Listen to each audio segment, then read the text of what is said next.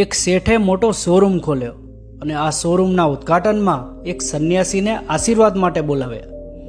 બધી વિધિ પતી ગયા પછી શેઠે સંન્યાસીને કીધું કે આ દુકાનમાં 21,000 વસ્તુઓ મળે છે.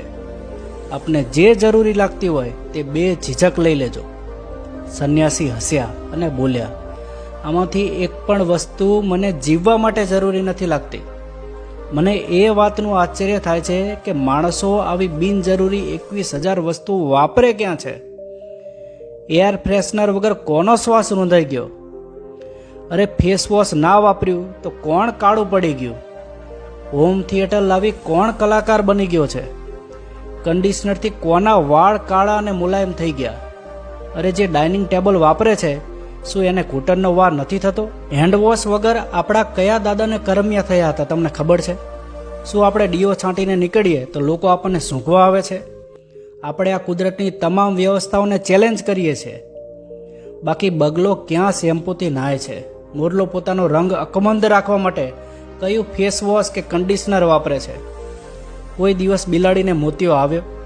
સસલાના વાળ કોઈ દી બરડ અને બટકણા જોયા? ઇન્હેલર કે બામ વગર પણ કૂતરાનું નાક ગંધ સુગંધ પારખે જ છે. મધમાખીને હજી પણ દવા લીધા વગર સુગર કંટ્રોલમાં જ છે.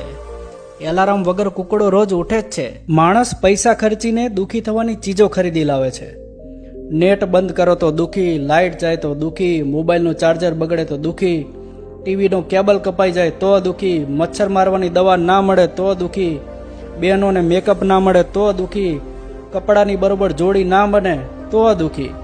આ વર્તમાન સમયમાં માણસ 10 મિનિટમાં 20 પ્રકારે દુઃખી થાય છે. બાકી જે ગોળ અને 2 રોટલા દાબી જાય, પાણાનું ઓસીકું કરે અને પીલુડીના સાંયે જે નિરાતે ઉગી જાય ને એને દુઃખી કરવા માટે ખુદ 14 ભવનના નાથને નીચે આવવું પડે. આ બધો દેખાદેખીનો ખેલ છે મિત્રો. સુખી થવા માટે બહુ જ ઓછા ખર્ચા છે, પણ બીજાને દેખાડવાનું કે હું કેટલો સુખી છું એમાં બહુ બધા ખર્ચા છે.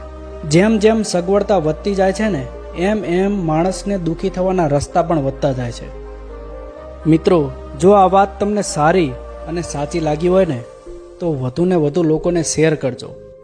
લોકોને બિનજરૂરી ખર્ચામાંથી મુક્ત કરજો. તમે પણ એક વખત વિચારજો, શું આ વસ્તુની જરૂર હતી? જરૂર હોય તો જ એ વસ્તુની ખરીદી કરજો. મિત્રો, પોતાને સુખી કરવા માટે ખર્ચો કરજો, બીજાને દેખાડવા માટે નહીં. અને હા, આવા વિડીયો જોવા મારી સાથે મારી